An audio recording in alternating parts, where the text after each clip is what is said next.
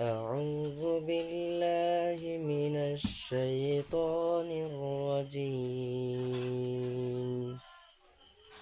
بسم الله الرحمن الرحيم. والسماء ذات البروج واليوم الموعود وشاهد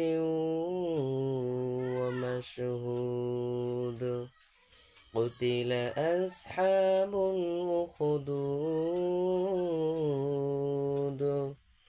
النار ذات الوقود إذ هم عليها قعود وهم على ما يفعلون بالمؤمنين شهود.